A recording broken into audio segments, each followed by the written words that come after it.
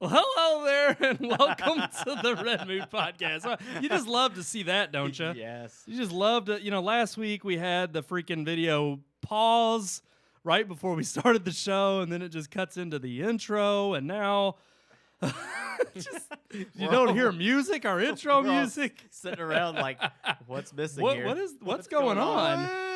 Oh, but I am one of your hosts. Well, hey, you should be, because we always are here to entertain and please you guys. That's right. Music or not. I'm one of your hosts, Brandon Davidson, alongside our normal new host. He's back! Sean Sebastian. From Washington, D.C. Yes. How was your trip? It you was thoroughly good. enjoyed the rest of it? I did. It was a great trip. Nice. I got to meet the president. We had coffee. It was Oh, great. wow. Yeah, we discussed some things. Some things like the wall? Is that it's- coming anytime soon? It's in the works. Huh. Yeah. We're building a wall at work, and it's faster than his. Good. Just saying. And our other host. Keith Cheetah. Ooh. Ooh. Quiet. I don't know if it was scary or sexy. I don't know. It I matched our intro. I thought we were going without sound this week. Yeah. You know what we're going with, though, this week? Oh, what? my gosh. We got some Oh, peanut hold butter pie. Oh, American yes. pie. Put that, shove it in your mouth hole. There you go. Yeah. Now swallow it. It's so good. Peanut butter Mm. pie. Oh, my god. Compliments of Brandon's wonderful Our neighbor. my Yes. fantastic neighbors. I can't. This is insane, guys. They have just outdone themselves yet again. Not only did we have peanut butter, but they made us not just some. They made a whole rack of ribs Whole for rack of everybody, ribs. for Yes. each person. It was amazing. It was ridiculous. I didn't think we were going to make it to this show. No. The technical difficulties is because we were half comatose while doing it. Pretty much. So, I was in a food It's not coma. Premier problem. It's our problem. It's a sure. bowel problem. I'm telling you. So there's going to be burps. Farts. And just There's feel like already been a farts. couple I feel of like you those. didn't have these issues when you used Final Cut, Brandon. I didn't. Well, and that was back during the Steve Jobs Apple. That Yeah. was. Now they're trying to sweep up Oscar noms and stuff. do and miss- I don't know. I miss We'll get there. Aperture very much. Yeah. Aperture Oh. was the bomb. You enjoyed that? I loved Aperture. Really? That was He the loved best it. editing program For photos. photos? Yes. Even better than Photoshop? Oh yeah. Well, Lightroom, I guess. Would be It was way better comparable. than Lightroom. Yes. Okay. It's a shame. It's a shame. Well, we got a great show for everybody out there. Are we you got sure? a fantastic show. I'm half pie. Okay. I mean, come on. And a rack of right. ribs before this? I know it. I mean, it's fantastic. It's sweating. already. I'm hot. Yeah. I'm full. We're just if we fall over halfway through the show, We're going to just- take yeah. naps. Yeah, we're gonna crawl. We're gonna take turns just crawling under this table and sleeping. So Well, I'm hoping that we don't have any more technical difficulties, especially with sound, because we got a movie review to do. I checked it. It should work. Okay. Oh yeah, this is gonna be great. Let's roll the review. Let's I do it. Not hear it. Excuse me.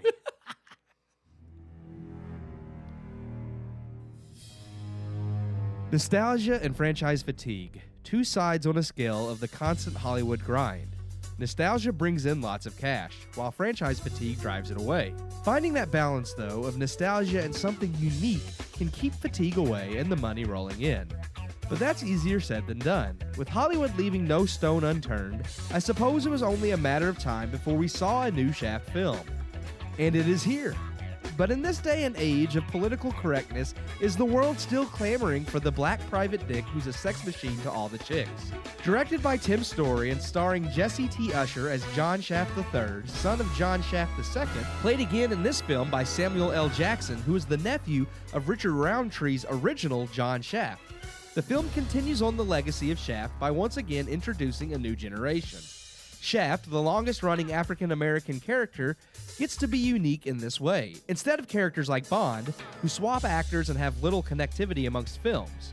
Shaft III, however, is not like his father, who abandoned his son years ago to keep him out of harm's way. This Shaft, a computer analyst for the FBI, despises guns and always plays by the rules. But when a close friend dies under strange circumstances, Shaft 3 must enlist the help of Shaft 2 to uncover the truth. The rest of the film plays like a buddy cop movie, where the young rookie and seasoned vet must learn from each other and work together to come out on top. Jackson's Shaft is rude, crude, and violent, while Usher's Shaft is calm and quicker to negotiate than to fight. Both must learn that it takes a bit of each other's methods to get the job done, and along the way they'll find help from Shaft 1, reprised by Richard Roundtree. Yes, we get 3 Shafts for the price of 1, and honestly seeing all 3 iterations of the character on screen is a lot of fun. The rest of the film, though, is kind of a mess. Let's face it, no one wants to see Shaft light, which is what Usher's Shaft is. The original Shaft is the film that put blaxploitation films on the map. It didn't quite invent the genre, but it did legitimize it. Sex and violence are Shaft's bread and butter, and when John Singleton made 2000's Shaft with Samuel L. Jackson, he took these things to the max. But Tim's story tones down much of what made Shaft, Shaft, in order to tell a father-son buddy cop comedy. It's fun for sure, but not really Shaft. Likewise, the character himself is done a disservice twice, making Jackson a deadbeat dad, and then, spoiler alert, revealing that Roundtree Shaft was really Jackson's father all along, not his uncle, thus making him a deadbeat father as well. This is actually joked about several times throughout the movie, and while I admired the film for being brave enough to make jokes about guns, violence, sex, and many things most would shy away from today, it was one joke that I thought fell flat as it ruins the integrity of the character. So what we are left with is a mixed bag. Anytime Jackson is on screen, the film is tons of fun. And likewise, once Roundtree shows up, it's on an entirely different level. But the rest of the film is just mediocre. It's an alright buddy cop comedy, but it's not a particularly good Shaft film that doesn't offer the franchise anywhere to really go. I'd love to see another Shaft film starring Jackson, but eventually someone will need to pick up the reins, much as Jackson did from Roundtree. And I'm sorry, Jessie T. Usher just isn't a bad mother shut your mouth. I give Shaft 2.5 out of 4 stars.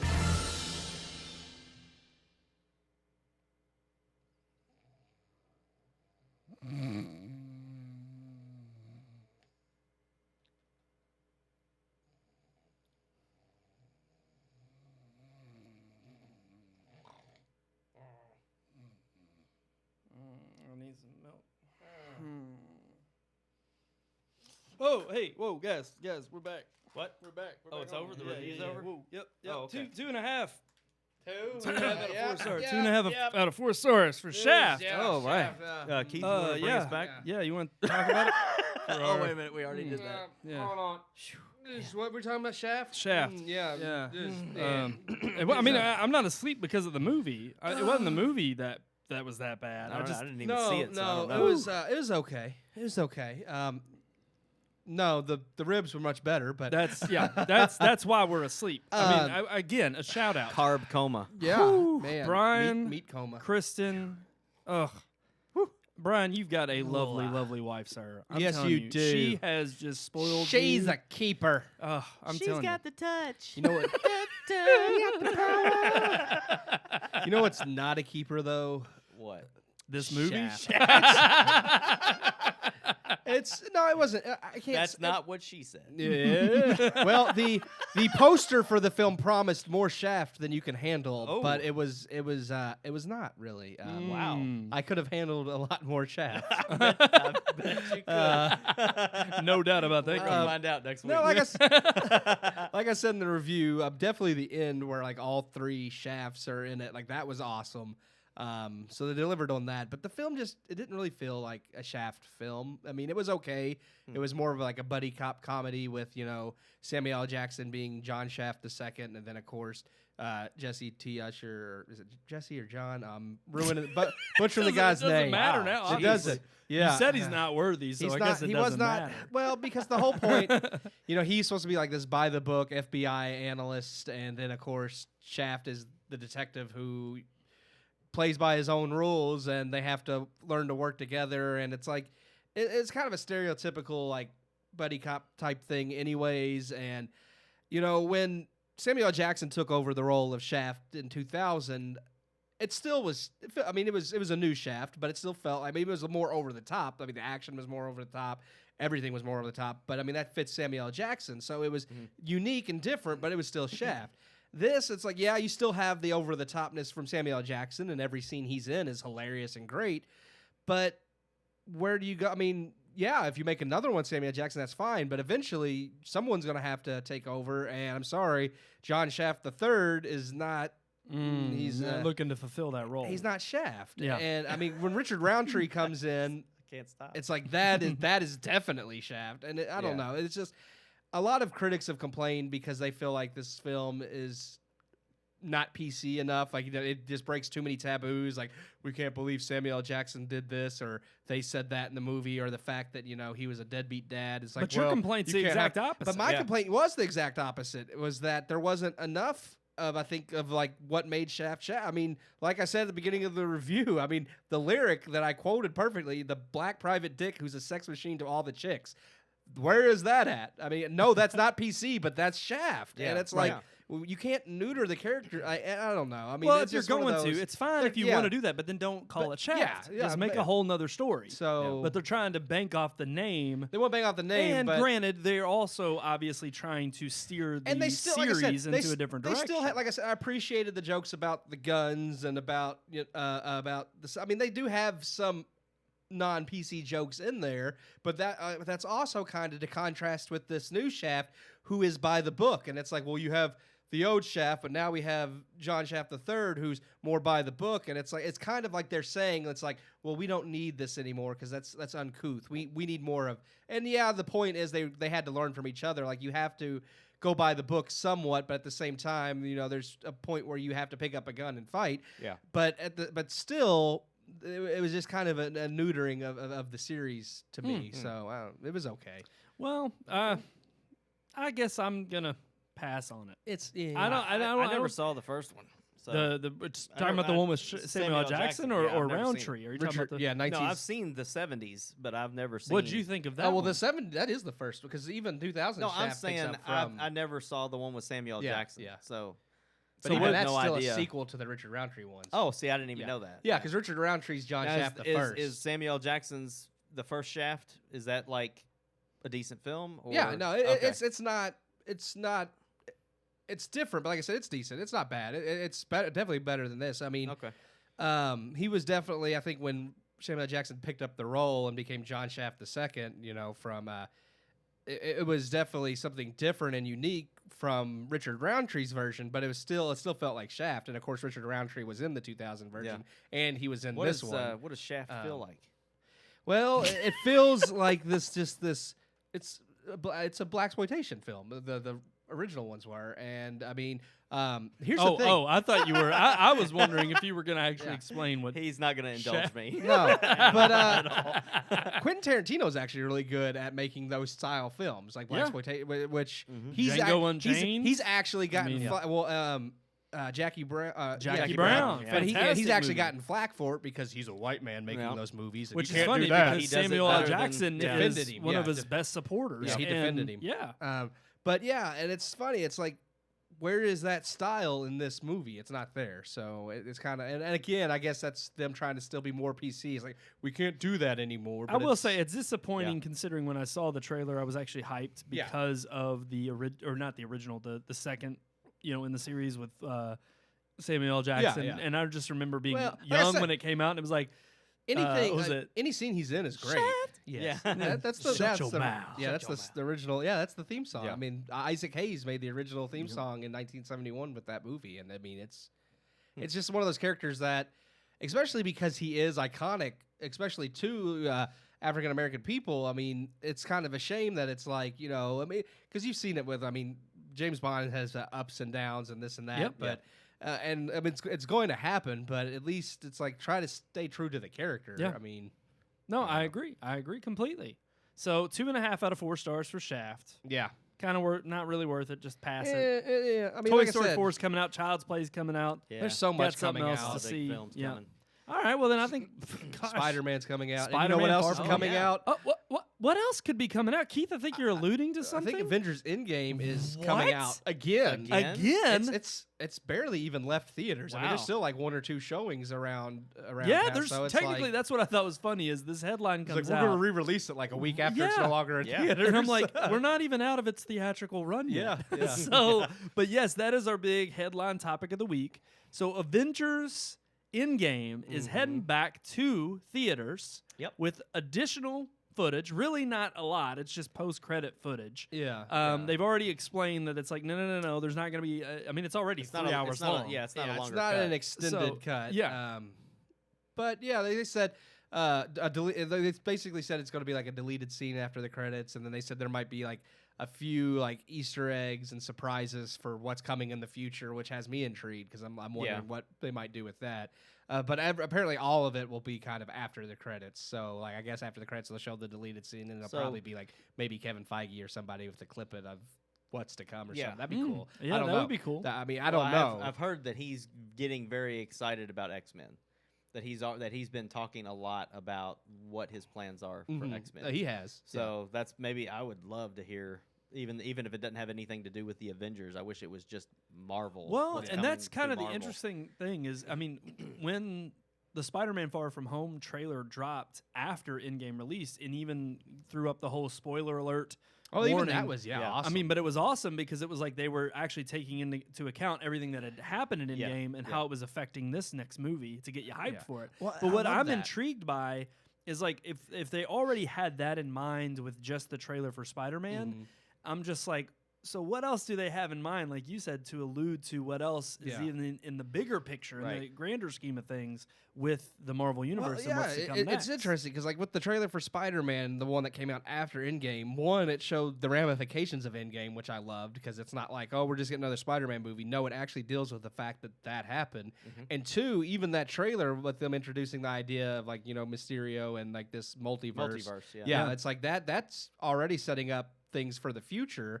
So like you said, with whatever's they're going to show at the end of the credits for this re-release, it's like it makes me it was one thing like when Endgame happened, it was a definitive end to that story, definitely. Yes. But you had to wonder like, well, where's Marvel going to go? And it's like, well, obviously they do have a plan. Right. It's not just like, and okay, again, it hits all the right notes of with the Spider-Man trailer and this now re-release.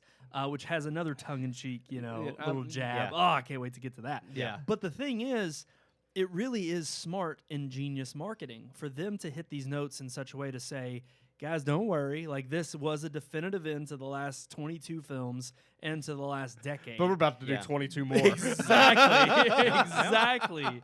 So more power to them. Like, I'm hyped even just for this I am already on the bandwagon. We've tried to make it happen here on the RMPodcast, but we are definitely saying, yes, go see it again in theaters. Yes. If you've not already seen it, or if you've seen it 2 or 3 times, go see it again in theaters. I just check it out. We need to beat Avatar. When they announced they were going to re-release it, my immediate reaction was just to laugh. I mean, I could not help because Avatar needs to be dethroned. And the fact that both it and Titanic both had re-releases, like they were both in theaters twice. Yep. Titanic was in it 3 times. Yeah. 3D. Yeah. For 3D. And each time they were in it, it added on to their tally. And so it's like, you know what? Yes, it would have been that much more amazing if Avengers Endgame had beaten Avatar in one run. But I see no shame in having 2 runs because if Titanic can have 3 and Avatar can have 2, it's like, you know what? Damn right. Fair game. Fair game. Absolutely. And that again, what are you going to do when James Cameron re-releases Avatar to get people ready for Well, it's owned by Disney now. Go ahead. So. Go ahead, James. Go ahead, true, James, because guess what? Yeah, for one, Disney's not going to do it. Exactly, because they won't want to compete. Plus, Endgame not only is a more worthy title, we've already explained that dozens of times on the show, but go ahead and do that, James, because guess what? Nobody freaking cares about Pandora and Avatar. Okay? It's off everybody's radar. Nobody cares about 2, 3, 4, 5, 6, 7, 8, 9, 10, 11, 12, Pandora, Avatar, Hey, they're whatever. coming out eventually, right? one day. In like 2083. Just like our website. So I am absolutely. Do you feel hyped. that this re-release is just simply to dethrone Avatar? It's not a money-making thing for Marvel and Disney or a marketing thing as much as it is. Yeah, absolutely. I think it's all of the above. I really do think it's literally to I mean, here's the thing: they have $180 million still to earn domestically to dethrone Star Wars. Don't think that's going to happen. No. But it's only $45 million worldwide that it has to dethrone Avatar they can do for that. the top spot of all cinema history. Yeah. So for that alone, I think they were kind of like, we'll do a little re-release. And again, for them to add fan service by saying we're going to use this as an opportunity to kind of roll out a little bit more of a teaser for all of our really hardcore fans out there to show them what's coming in the Marvel universe. I think it's absolutely ingenious. It's smart in a couple of ways, yeah, because one, you're setting up the future of Marvel in some way. I mean, we don't know how, and it could be like the most minimalist thing ever, but it's still a tease to what's to come.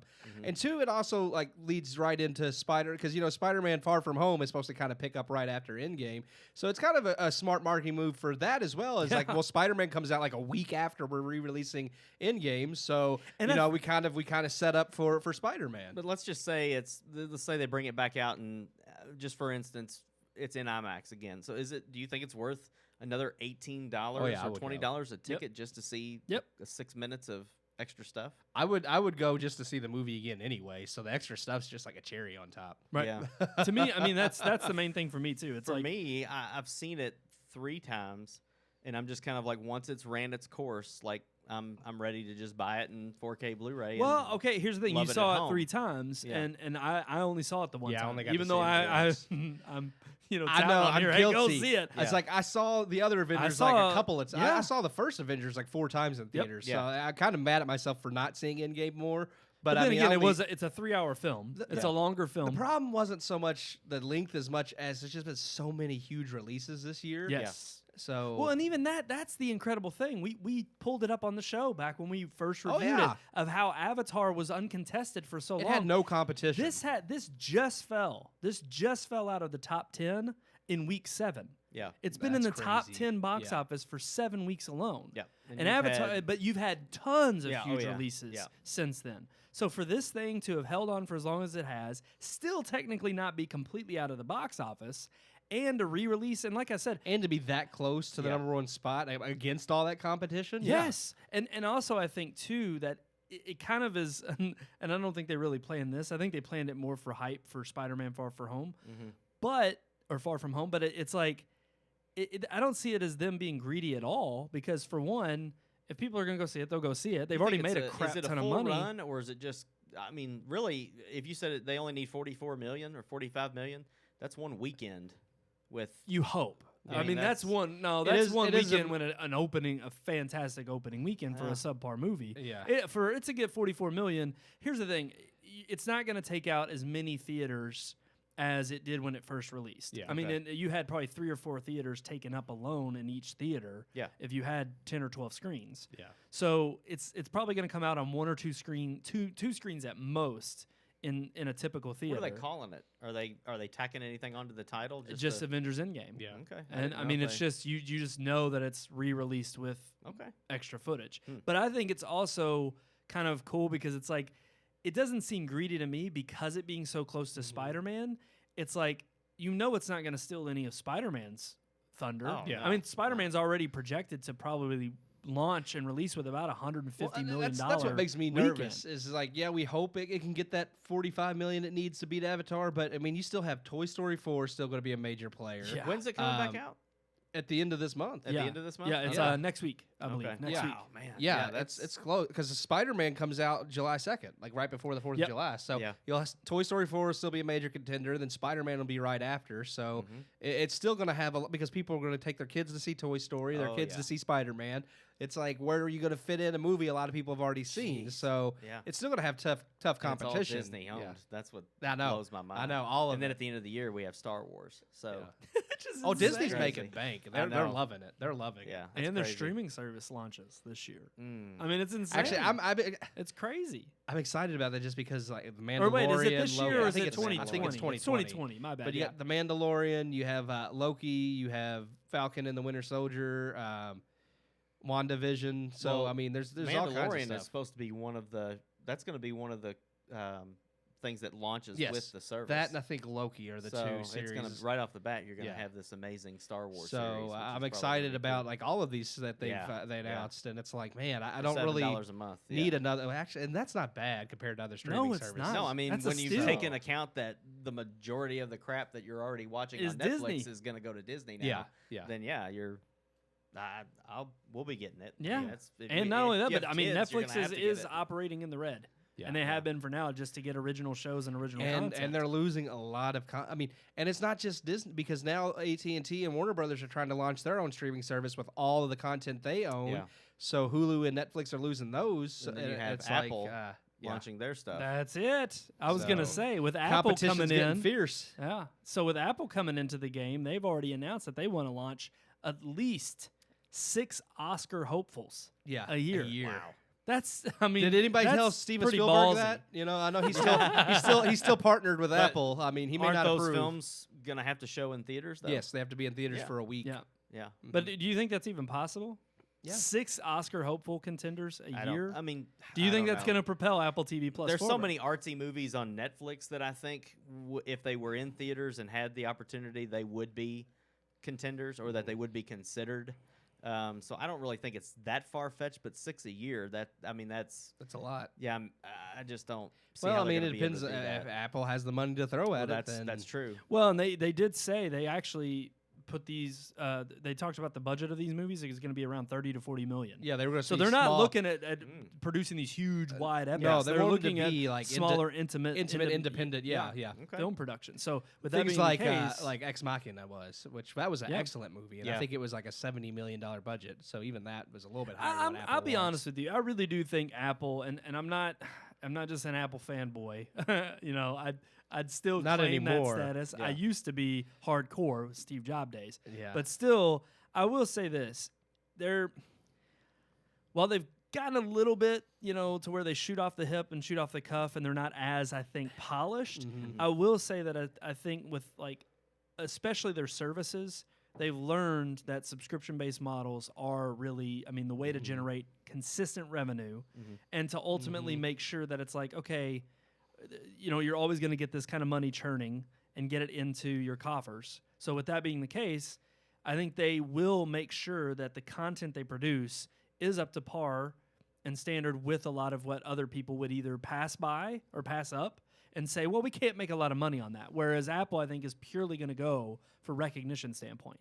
I think they're ultimately going to get into this game to produce enough content that makes it, it's warranted to buy or subscribe to the service. Yeah. But ultimately, it's like because you're getting the type of quality, smaller releases that you don't get. Look, I appreciate that. I do too. I was like, look, that's one gap I feel like you don't have fulfilled right now with all the streaming services. A lot of it is, original content here and there, but it's thrown in with a lot of noise. Oh, yeah. Whereas I think Apple may be trying to just hone that image a little bit more and say, we want original content, but that's all we're going to give you. You can go on there and buy movies. You can do like your normal iTunes. YouTube tried that too, and you see what happened. We see what happened with them. But I don't think YouTube was as strategic about what they were buying, and also the only thing YouTube had was Cobra Kai. Yeah, that's it. And they only backed up for that. they ended up giving all of their content away for free as long as you watch their ads. Yeah, and it's just like, so basically, it's like the rest of YouTube. Yeah. So Nope, I have no problem with that. But Apple used to do that with their products. The product used to be, if you compared, let's say, an iMac to a PC, you could get twice the specs for half the price if you went PC. But you didn't have anything that was as polished and as sleek and sexy, and the quality wasn't there. And you knew if you bought a Mac, it was going to last you 10, 20 years. And to see them doing that with film, or at least hopefully, spending a little bit less money and not making these huge budget films and throwing really everything being particular. But being particular and putting the quality there. That's going to be interesting if it follows through. Yeah, that's right. And I will say, through the things that I have seen teased, even Steven Spielberg's content. I know. Hey, I'll watch it because he makes good stuff. Right. I just give him a hard time because he needs to eat his own words. Streaming services shouldn't be allowed to have Oscars, but I'm going to work with Apple, who's trying to get sure 6. Something he makes for Apple's going to be Oscar worthy. Yeah. So and Oscar nominated. Yeah, that's the thing. It'll be Oscar nominated. If he gets an Oscar nomination for something he makes for Apple TV Plus, I'd be like, no, Steven, you deserve an Emmy, not an Oscar. Well, and he would probably argue the same because he's producing a show, a little mini. I could see him winning and getting up there and be like, I don't deserve this because.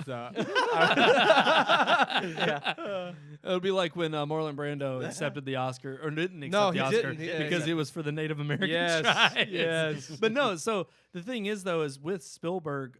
I mean, being on there, and of course, other notable, they've got all these celebs and whatnot. But it's like, if they do win an Oscar, it's like, I mean, that puts them in a whole different category. It's like now they become a heavy hitter. Mm-hmm. And so, do you think that alone could propel Apple TV Plus forward in terms of being a serious streaming service offering? Well, yeah. I mean, anything these streaming services, these companies that are starting these things, anything that they do that gets people's attention, and it's going to do what you said. It's going to propel them forward. But I just don't see Apple TV Plus or whatever they're going to call it. I don't see it topping Netflix as far as subscribers goes. I think Netflix has so many years under their belt with millions of subscribers. I think even with that content, people aren't going to be able to afford it because they're not going to give up Netflix for Apple TV Plus, and they're not going to be able to afford both, just as a lot of people aren't even going to be able to afford DC's thing, and I mean, which we're already starting to see. We're starting to see trouble with these other smaller streaming services that have very specific. Well, yeah, when you're, very specific fan bases. Yeah. Like if you're only like I think DC streaming service was a mistake. I think with AT&T and the whole Warner Brothers deal and them wanting to make their own streaming service, I could see easily, since Warner Brothers owns DC, folding that into it all together. One, because that would work. Like Disney. Disney isn't making a Star Wars streaming service or a Marvel streaming service. They're making a streaming service that has all the content they own, and that makes sense because they own so much that they could have a huge streaming service like that and be a competitor to Netflix and Amazon and Hulu. So far, it's really one of the only newer streaming services I feel like can come out. But then let me ask you this, and it could also go for Apple too. It's like if that's the case, and maybe these streaming services come out, they're not that popular, they don't get a lot of traction. Do we see someone like Apple, who may have hits here and there for content they produce in all these other smaller places, do we see them offering eventually kind of, getting, I mean, it's too early to say because obviously these services haven't started yet. Right. But it's all speculation. It's all speculation, but is it safe to say that we could see them pawning off and selling the content they produce to these other streaming services that have a greater base? What I think is more likely with Apple TV Plus is I don't see them, like, if they have a little bit of trouble, I don't see them trying to sell their content to other streaming services. Sell it direct? I see them trying to make deals with other and get more content on their service. Like I see them wanting to compete. True. Well, they have enough cash to throw around. That's exactly it. So just like Netflix, Amazon, Hulu, what they do right now is they make deals with production companies to have their content on their streaming service. I think Apple would do the same thing. I think if they wanted to and that's compete, the weird thing though. I think I agree with you. I think they would because we've seen what they've done. I mean, that's why they bought Beats. Just the brand alone was worth a crap ton. Yeah. But I think that's the wrong way to look at it. If that's the problem with Apple now, is let's just go buy something instead of innovate. Yes. And the problem there is I'm like, what you're going to run into is, go out and buy, hell, they could probably buy Paramount Studios. They could buy, Warner Brothers. They can buy these other things that give Disney a run for their money and say, well, now you can get all that other content here on Apple TV Plus. But at the end of the day, I'm like, well, now it's not even just about adding to the noise. I'm like, are you really offering anything different? Or are you just buying your way out of the problem? I don't know. I see that as being more of an issue than it being a solution. I don't think that's going to be the right way to handle this if their streaming service fails. Okay. No, I agree. It's interesting. I mean, I think we've hit the end of this. It's all speculation. So it is all speculation. We're just making stuff up now. I don't think it can go any further. Yeah, I'm just thinking of because right now, your big three still are Netflix, Hulu, Amazon. Yep. And with the amount of content they each have with all the contracts, and yes, Netflix is about to lose a huge chunk to Disney, but they still have much plans to make up for that, though. And that's what I'm saying. Like, they haven't let their subscribers down. Right. They're putting movies out like I Am Mother and The Perfection and Beast of No Nation. They're putting these huge, great films out. Yeah. And it may only be going to millions of people and not into theaters where hundreds of millions of people can see it. But it's still keeping its subscribers happy. I have never not been happy with Netflix. When I was sending DVDs back in the mail, I wasn't unhappy with Netflix. And there's not a lot that they can do other than slow down the production of new content. Yes. That's the only thing that's going to make me want to leave.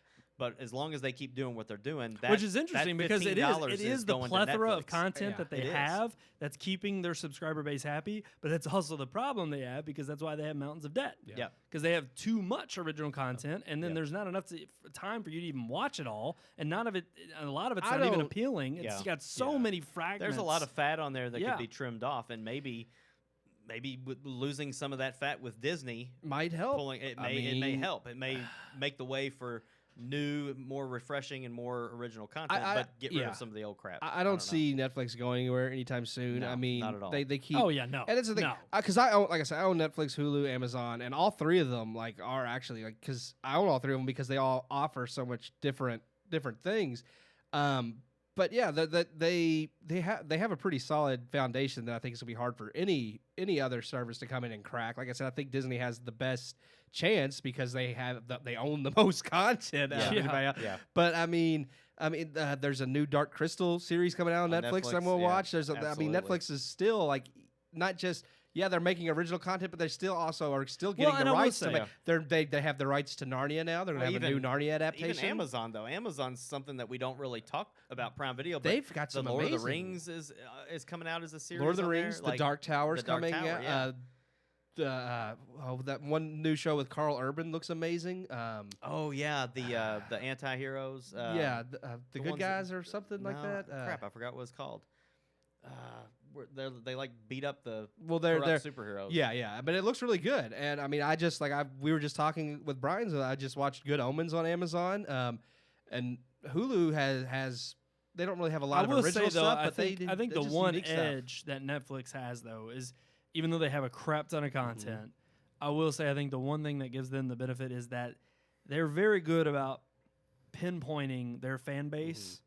Of many different backgrounds, tons of different fan bases, and pleasing them. Yeah, they're all about being as ruthless as they can be. We have a question. Really? I just want to address. Okay. One of our viewers asked, "Would Red Moon sell if Apple came calling?"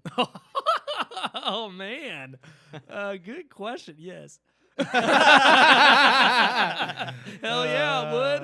Yeah. Oh, I'm not Spielberg. I don't give a damn. I'll take as much money as I can. Yeah, throw me some money. Throw me a bone. Heck yeah. Absolutely. The problem is we got to produce something. Other than this show. But that actually leads me to another good point that Netflix is because you're talking about how ruthless they are. But they're doing really awesome is just like with the Dark Crystal or with I had another one. They're finding people to create. That's what I was thinking about.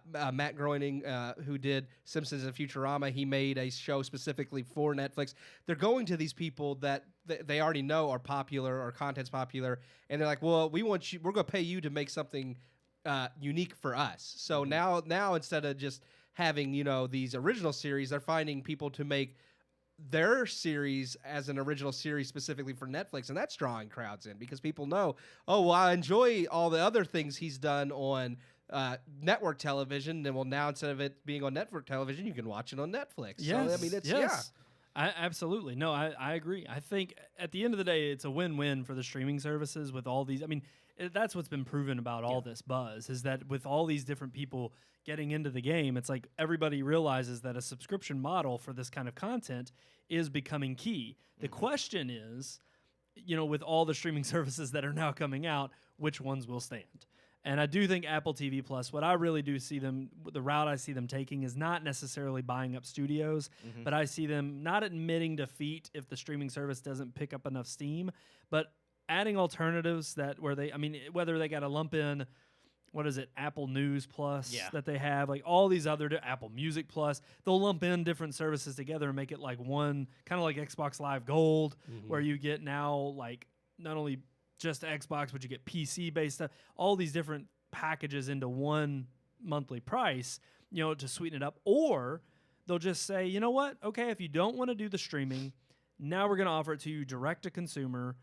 Buy it on our store. It's the only place you can get it, and buy it direct from us. And they'll promote the hell out of it. Yeah. They'll push it in your face, whether it's in the App Store or on iTunes or Apple Music, whatever. They'll promote it like crazy, and basically they'll shove it in your face that way. That's how I think Apple TV Plus is going to make it if they don't have enough subscribers. Yeah. They'll offer a free 30-day subscription. Oh yeah, with when you buy your new iPhone, get a free 30-day subscription to Apple TV Plus. Absolutely, and then it'll be like hooked. 3 months, just like Apple Music. Yeah, and then you're really just hoping that people forget that they're subscribed, and then they just keep going. Charged. Yeah, just like Apple Music. Yeah, but the thing is I mean, that's the crazy thing about Apple is that they have the reach. Because it's not just America, it's globally. Oh, yeah. I mean, the fact that they really were able to come in after Spotify, and in terms of just the U.S. market, they're almost I think it was this year they ended up surpassing Spotify. Spotify still has ridiculous millions of users, but a lot of them are on the free tier, and even with the paid subscribers, they do amount more than Apple Music. But Apple Music, for being a proprietary, music people service, who don't own it's like Apple just because products of the don't Apple name. Yeah. It's ridiculous. It is. So I mean, it's good. I use it. I like it. Yeah, I don't mind it at all. But we'll see. I used to pay for Spotify. I still have Spotify, but now I'm only on the free because I stopped paying for it and started doing Apple. and it's just like we brought up several times on here. It's like I mean, when you have a certain ecosystem that you use, and it's like if I have an iPhone and they offer me. If it's like, you buy an iPhone, get 3 months of Apple TV Plus, or whatever. I mean, it's like I may check it out then, and it's exactly. Well, it hooks me and now I do think it's. Well, I don't want to get into all that. I was going to say losing iTunes and all that. But I mean, I'm not going to get into all that right now. But I mean, strategy. But I do like that. So I do think Apple is, like you said, they've kind of mucked some stuff up in the last few years since jobs have passed. But I do think they are trying to kind of get back to let's plan things out a little bit better. Well, it's weird. I think they still muck it up when they first come out with something. Yeah. But then after they do, they kind of get their bearings straight and they iron it out. Yeah. And it takes them a while to iron it out, but then eventually they Which is still frustrating. It is frustrating because they used to not. They used to iron it out before they launched it. Yeah. Right. Exactly. So with that being said, guys, are y'all ready to move on to our unique weekly segment? Well, sure. Yeah. Oh, let's do it, Nan. Oh, crap. I got to hit the button. Oh, do it.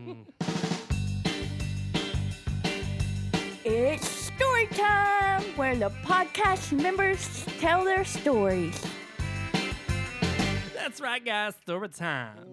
I think we got a good one this week. I just spit my water everywhere. And we got that on camera. Did you get it?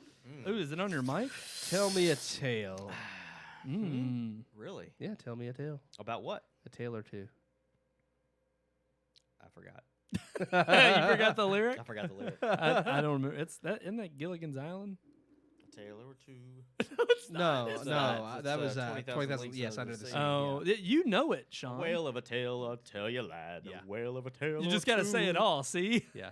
You just got to string it all along. What's after that? Yeah, I don't remember. You don't remember? I don't remember Yeah. it. It's a good song, It is. though. Well, that was our story time Kirk segment. Douglas. Very good. It is a good movie. Mm-hmm. Yeah. He really sang that song, too. He It's did. awesome.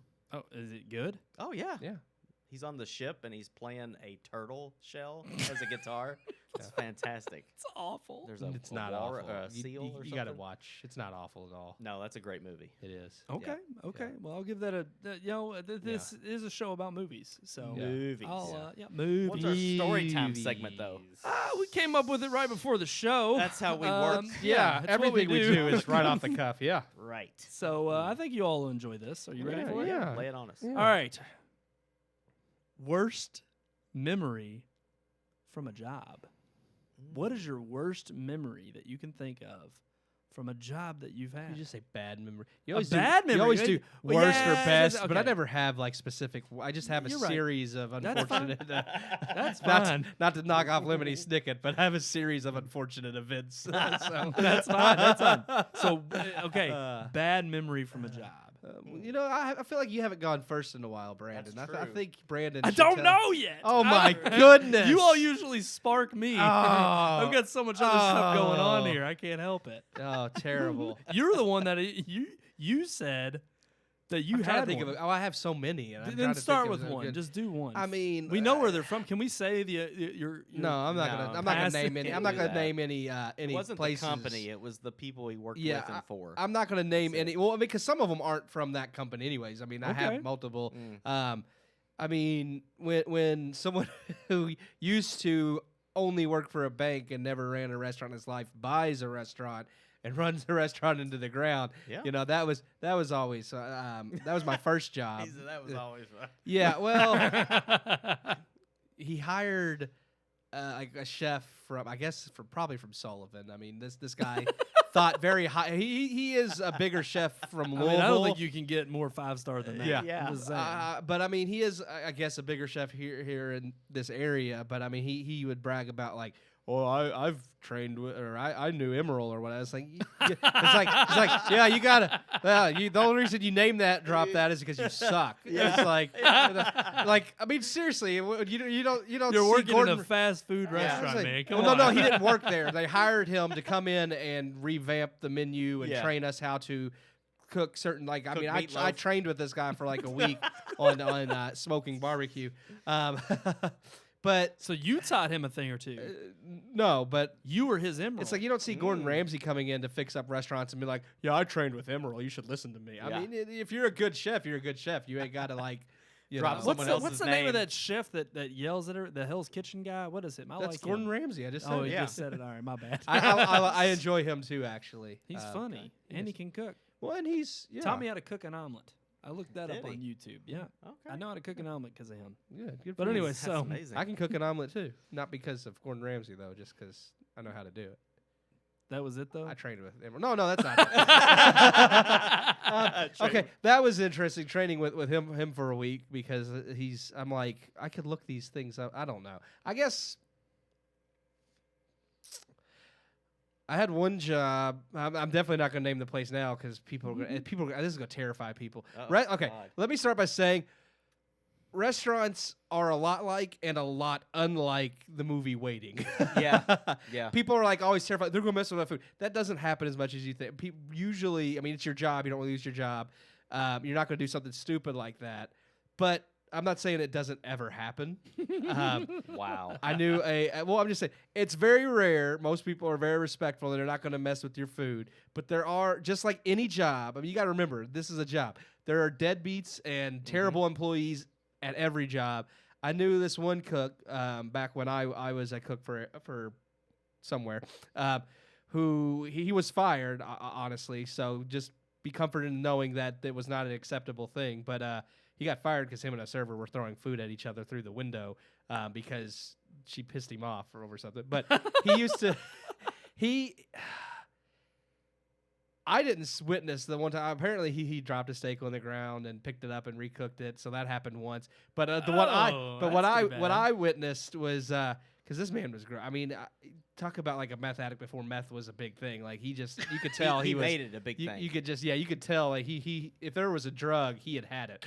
And I mean, and he was filthy, disgusting, and he's sitting there cooking, and he just stops cooking, pulls his shoe off, starts scratching his foot. I'm like, what are you doing, man? The footage just puts his shoe back on, and then goes back to handling the food. And I'm like, dude, that's gross. Like, go wash your hands or something. Like, don't touch people's stuff like after you just scratched your nasty foot. Yeah. And Wow. I mean that was So Has Neil ever ate at that restaurant?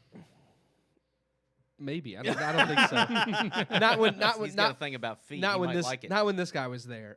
And of course, like I said, he was fired because he was. Was he fired piece of because of that trash. incident? No, he's fired. I don't because think on the food. No, he's fired. Is that I it? don't think Yeah. management ever knew about that one. So Okay. yeah, I'm sure if they did, he would have. Yeah. That's not even my worst story. That's just. Oh my that's just gosh, a we're little- getting to the tip No, of the that iceberg. was- Well, we'll get that back was to just G. yeah. Let's We'll go get back. around. I was gonna say I could share. I mean, Yeah, the you restaurant's got- an interesting business. It is. It is. Sounds I like agree. it. I had a little time in the restaurant biz, a little bit of time. Oh, you got good stories. I remember some of these. Actually, that'd be great if you could remind me some. Oh, I mean, I don't want to name drop your old boss from one you from. Subway? Yeah, Yeah. I mean, I'll you drop mentioned Subway. I don't care. Yeah. I'll say I love Subway. It was a good job, but man, Sunil. Oh man, he I don't care. dropping Come names. I don't even know that was his real name. In fact, actually, one great story was it was just some of the things you do as high schoolers. It's not even that great a story. It's just like I enjoyed. Well, this is supposed to be bad memories, not work. But there was one guy we had that worked there, and his name, he started working there, tall, lanky guy, barely knew any English, and he That's just every spoke. Subway. Yeah, true. I mean, they Yeah, are. it They're is. all Indian. I mean, you can't help it. But like spoken broken English, and we were like, hey man, so what is your name? Like trying to get to know him. He's like, Jignesh. Name is Jignesh. And we're like, what kind of name is that? And so we looked at him and we're like, nah, we're not going to call you Jignesh. Like, we can't do that. Mm-hmm. So he was like, oh, okay, well, what do you want to call me? And we're like, call you Carl. So Jignesh became Carl. I have a funny Carl story as well. Oh, you knew a Carl? No, we named a kid Carl because see, I don't know why. We had a guy named Matt that worked with us, and then I mean I'd probably been working there about 2 years, and Matt had been there longer than me, so he'd been there for a while. And then they hired some other kid, like this newer, younger kid named Matt, and he's like, well, we can't have two Matts. It's too confusing. You're gonna be Carl. So there you go. So exactly. Apparently, that's what you name people when you don't want to call them by their real name. But no, I did like Sunil was he was a nice guy, but it definitely came to heads. Was not my worst job ever. I actually liked working at Subway, depending on who I was working with. My friend Brittany from high school, Brittany Vincent, you know her, Keith. I do. Fantastic. She was the one that got me the job there. She was fun to work with. Yeah, and I mean, I had a great time. Good way to spend senior year working on a job. Mm-hmm. I started making out sandwiches. For exactly making sandwiches for the girls you love. Did you make them good? I mean, did you put the meat on them, or did you do just the bare minimum? I had people asking for me. They were like, they knew Brandon. I want him to make my sandwich, and I was like, I felt honored. That's good. Because I'm telling you, here was the rule. The rule at Subway, no lie, when they asked for black olives, on a 6-inch you're supposed to put 3, and on a footlong you're supposed to put 6. No more than that. That's crazy. I'm serious. And then if they asked for extra, you charge them. Literally, it was like, I think double the price, which was like 75 cents, and you literally had to put like 3 more on there on a 6-inch, or 3 more or 6 more on a footlong. God dang. That was no. When people came through for me, oh yeah, I loaded them up. Okay, I would take handfuls and just like sprinkle them on there, and they'd be like, "Yeah, that's the way I like it." I'm telling you, man, they would. They'd ask for me. That is ridiculous. I mean, like, it's like, stupid. What's the point of putting the olives on there? You're like 6 olives. That's 25 cents an olive. Exactly. That's nuts. So there was this one time though, and it's not a worst memory, but it just kind of shows you the type of person Sunil is. And I'm gonna call him out because he, I was 16 years old and I felt prideful, but I made this sandwich. It was for this, like, I think it was a fireman, policeman, or whatever came through the line. Mm-hmm. And so we get to the end, we get to the checkout, and I'm ringing him up or whatever, and I go ahead, and Sunil's just watching me. I don't even know why he was there. I think he was just, like, closing down for the night, and so he was up there at that time. And so he's just watching over my shoulder, and, like, I ring him up senior discount. It's clearly the guy's not a senior discount. He's, like, 30 years old tops. So I get done, he walks away, and Sunil just has the audacity. He's just like, why you give him senior discount? And I said, because, Sunil, said he's a policeman. We care about our first responders. And I was like, he gave me this look like, and he goes, okay. I mean, he did not refute it. Yeah. And so it was like, I don't know where I got so ballsy to do that, but it was seriously like, I wanted to I was like, pay him some respect. Yeah. And so if a person in uniform came through the line, I gave him a senior discount without him knowing about it. It was the first time. I wasn't going to hide it from him. Yeah. And but it was the first time he caught me. Right, it was like a 10%. Come on. And we even had an old guy who come through, always get a cold cut, never have it cut. Mm-hmm. He had it like just the whole cold cut block, and he just like lay it on the sub. He didn't want it cut at all. And then he'd get to the end, he had a very specific way of doing it, and he'd get to the end of the line, and he'd be like, he's like, I want chips and a drink and my senior discount.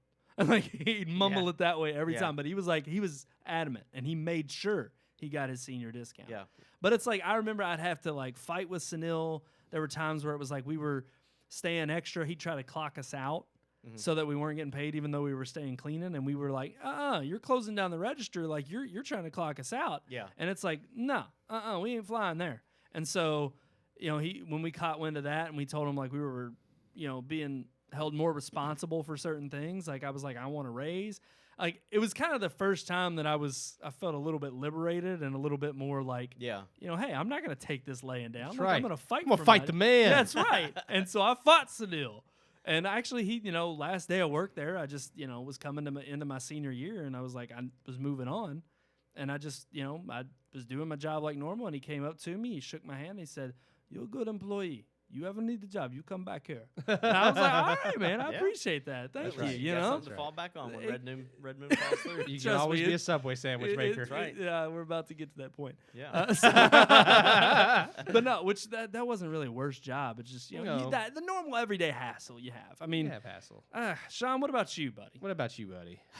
I've worked a lot of different jobs, and I've got stories for all of them, but it's too many to go through. But, I mean, I can definitely – I remember one of the most difficult or just off-putting things that I've had to do is I've gotten somebody fired.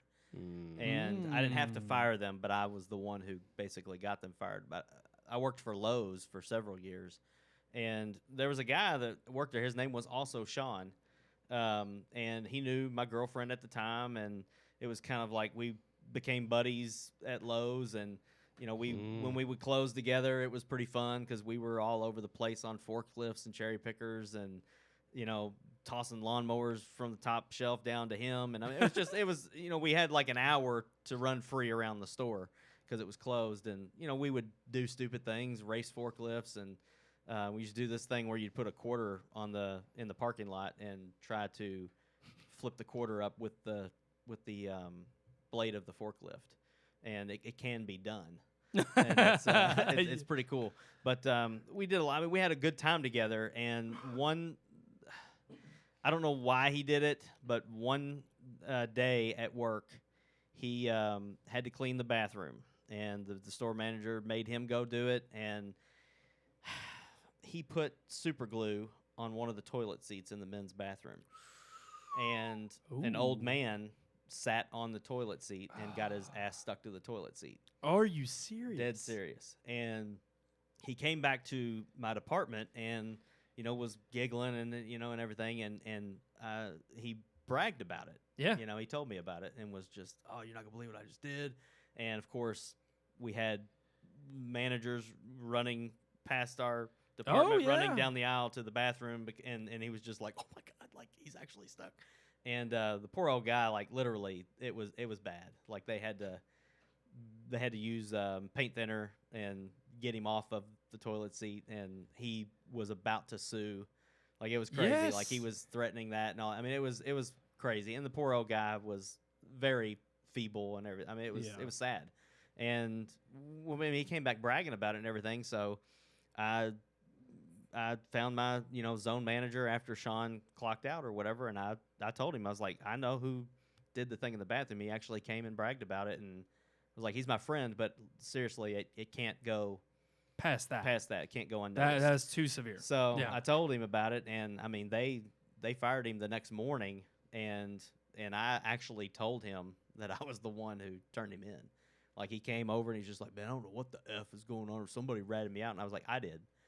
And I was just like, we've had a lot of fun together. And this guy was way bigger than me, too, like huge. I was thinking, I'm going to get my butt kicked. And it's kind of fun. He looked like Superman. Like he had the facial structure of Superman and had like a curl right here. Yes. I'll tell you who he looked like. He looked like Steven Crowder. Like exactly like Steven Crowder. It's crazy. But I did. I had to tell him. I was just like, dude, what you did was too far. We've done some stupid stuff. And you could tell on me, but it's nothing that would get me fired. And I'm like, what you did was wrong, and it hurt somebody. Well, yeah, and that's when a prank goes too far. I did. I was just like, yeah. it's not. We haven't pranked anybody. We've done some stupid crap, but it wasn't going to hurt. Yeah, that somebody, was one of the most difficult things I've ever had to do in a job was get a friend fired. And he was a good worker, but it was just what he did was stupid, and it couldn't go unpunished. So he got fired. I worked for Brinks for a while. We used to, you know, I used to drive money from Brinks to the Federal Reserve in Cincinnati, and $40 million every day, just about on a semi truck. And then I drove the chase truck, which was the truck that followed them to make sure nobody screwed with them. So we would go down underground. This was one of my funnest memories from work. But we would go down underground and like stories underground underneath the Federal Reserve. I'm not going to tell you how, but we did. Yeah. And we'd load the money in there. It'd take them about 3 or 4 hours to count it. And then they would issue some receipts, give us our carrying carts, and we'd leave and go back to Louisville. But we would sit down there just playing Game Boys and talking about how we would steal this money. So we were sitting in this waiting room, and I mean, we're not stupid. They got cameras on us. They're listening to us, and one of the Federal Reserve guards is like in a booth over next to us, and we're talking about it. We're like, yeah, we could, pull off on the side of the road, and one of us would probably have to take a bullet. We had bulletproof vests, so it was like one of us can get shot in the chest, and it's gonna hurt like hell. What movie is it? It's like that. What's that one movie we with we were trying to like where they steal the Brinks truck or whatever. What movie is that? Gosh, they got Zach Galifianakis. Yeah. It. I know what you're talking about. Yeah, it's based on a real story. Oh yeah, true story. I forget what it's called. Yeah, I can't. Janice. Yeah, that's a comedy. Yeah, I mean, we had it. We had it down. We knew where we were going to do it. We knew. I mean, it was all that. We just talk about it for fun. Every day, it was like, well, no, if we did it this way, this could happen. Well, the Federal Reserve Guard like comes in on the microphone, and he's like, shh. No, if you did it that way, they'd be. So he started joining in. So like every day that we were there, if it was that guy's shift, like he would be chiming in through this bulletproof glass window, and he'd just be up on the microphone, and he'd be telling us, no, that's how you really got to do it. Yeah, you'd have to do this, and you'd have to change license plates, and you'd have to drive the truck somewhere and hide it, and I mean, it was just like. It was really fun, but it was a good way to waste 4 hours of time while they counted these millions of dollars. But I've had a lot of different interesting jobs, and I think every job has so many. Like you've got good stories, and you've got those like bad and just terrible stories. Yeah. But one thing, even though we have both, it's good to know that even though there were bad stories, at least you have stories. Like you have. Memories and things that you've had from every different job, and you can use all of those to propel you through whatever you're going to do next. A difference between like that idea of like a bad thing that happens on a job, and sometimes there's just things that you hate doing on a job, but they later on you kind of talk about them. I've been fired from jobs, and it's like the things that got you fired, you're pissed about, but then you learn from those mistakes, and then in the next job you don't make those mistakes, and it's. So, or you just double down. Like a good Democrat. Double down on whatever stupidity you've done. No, but I will say that I think it was funny because you were talking about forklifts and like or just being in the warehouse. Well, I will definitely say real quick, last story from me, Keith. I know you probably got one more good one. But you got a good one. Shaft. But no, I worked at UPS. My senior year in college, and boy, oh boy, was that like, I'm telling you, there's grueling work in the words of like, okay, that could be your worst memory of like just how freaking difficult a job can be. But no, worst memory on that was like every Friday night we would have to do, it was when I used to work, it's called the ramp. You'd go out and you'd load the bellies of planes or load the top of the planes and packages. A lot of times it was, that wasn't hard at all. Sometimes when it's in the summer or something, it's night. Yeah. It's actually cool outside. It's not too bad at all. But it's like everyone, it was still labor, but it was probably the easiest kind of labor you could have out there in that kind of gig. Then they have the hub job, which is inside where you're taking packages off belt loaders and feeding them into 18-wheelers, top to bottom, front to back. Well, most 18-wheelers are not, depending on where they're going, are not filled top to bottom, front to back. But New York is every Friday night. And literally 2 people were picked on our crew. And because seniority always ran out, ran its course because you were in a union job.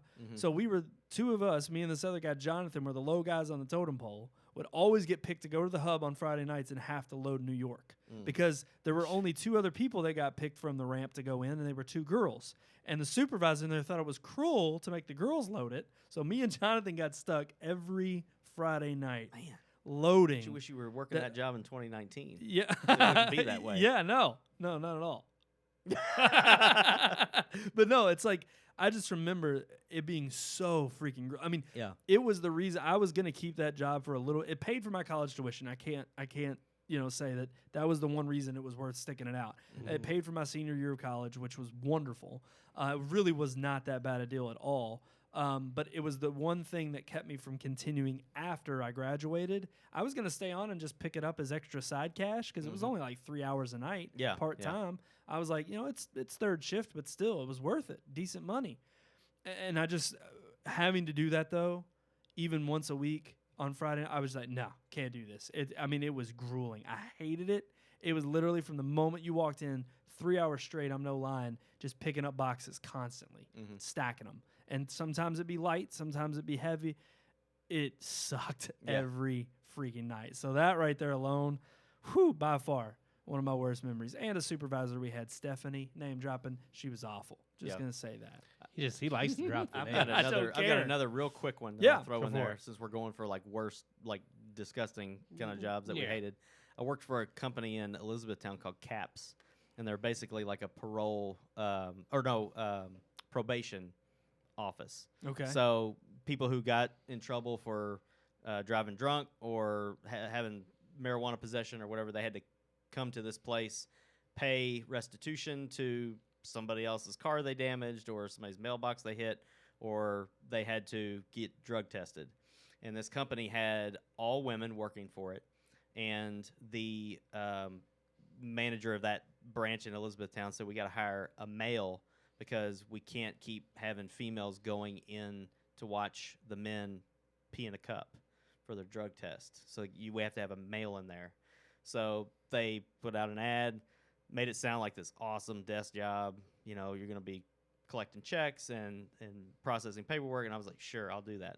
So I do that, and literally probably 6 times a day, I had to go into the bathroom with another dude, watch him pull his wang out, because you have to look. You have to see. You have to make sure it's not a fake pecker or someone else's pee. Because I'm They're telling pulling you, it out of their people get online and order prosthetic penises with bags of urine and can make it. And I'm not joking. They look like the real thing. Yeah. So you had to you had to reach out and touch it and feel it, make sure it's real. No, I'm just kidding. But you did have to watch, and it's very, very disgusting. Like, I don't like to pee in a urinal, okay?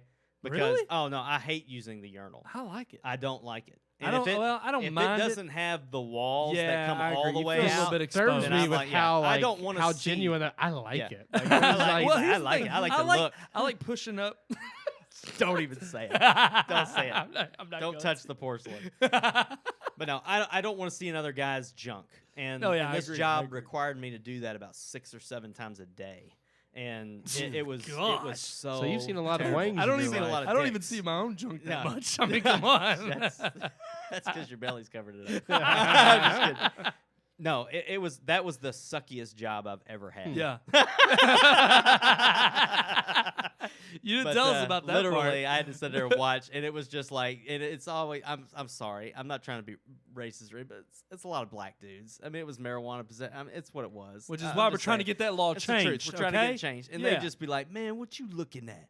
Boy, take your eyes off my dick." Like, they're just talking to you the whole time. Like, dude, there's nothing I can do about it. I'm sorry, man. I I have to shut the do door this. and I have to Right. watch you. Right. Like, that's part of your restitution. I'm breaking the law if I don't do it. Right. And I'm just like, I couldn't do it. Like, I just couldn't do it. After a while, how long did you work there?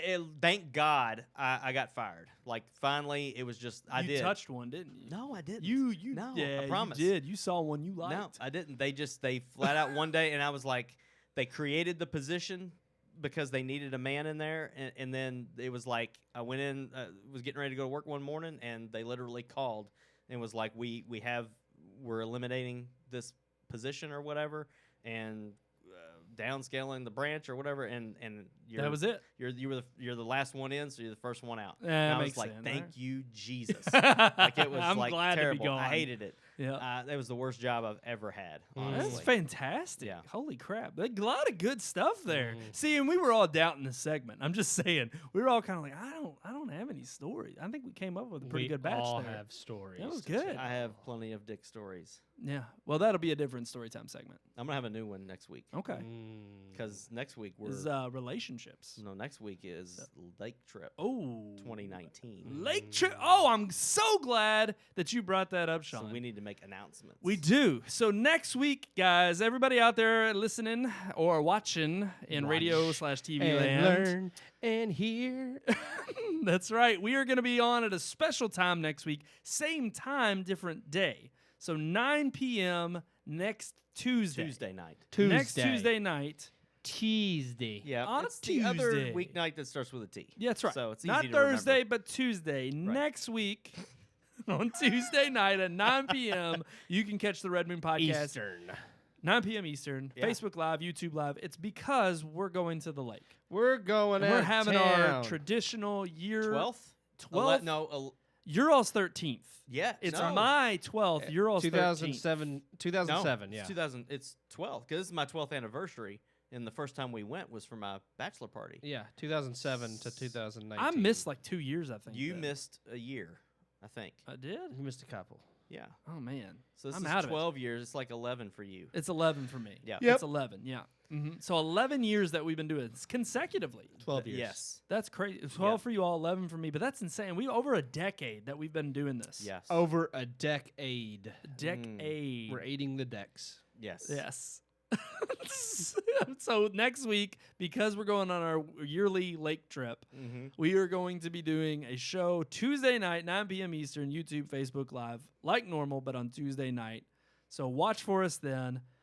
Watch. But if you do have a question and you're just, craving some more, What if you have a story of something bad that happened to you at work? Right. Something like that. You can share it. Absolutely. How would they share it? I don't know, Keith. How would they share it? Well, I would assume, which you're not supposed to do, but I'm going to do it anyways, that you could email us at rmpodcast@redmoonproductions.com. Absolutely. Wow. Say that one more time. rmpodcast@redmoonproductions.com. Thank you for slowing it down because I am handicapped. Really, Sean? Are you? I have ADD. You do? Yeah. But what about you, Sean? Could you repeat that? I didn't quite hear Keith. It was slow, but it was mumbling. RMPodcast@redmoonproductions.com. Fantastic. RMPodcast@redmoonproductions.com. Just in case you didn't hear it the other 3 times. So until I'm one of your gosh. We already had so many glitches on this show. Meat so I coma is beginning. It began a long time ago. So one of our viewers was like, "You guys look tired." Just a little sluggish. Yeah. Just a little Just a little sluggish. but you know what? It's been a fantastic episode. I hope you all have enjoyed it out there. Yes. So until next time, I am one of your hosts, Brandon Davidson, alongside our normal new host, Sean Sebastian. and Keith Cheatham. that's it. You have stopped your random sayings. I know, because we're supposed to wrap up with "We'll see you at the movies." We hope you enjoyed this week's episode. For more reviews, previous podcast shows, and everything Red Moon, visit our website, redmoonproductions.com. You can also like us on Facebook or follow us on Twitter by searching for Red Moon Productions, LLC. We'll see you at the movies.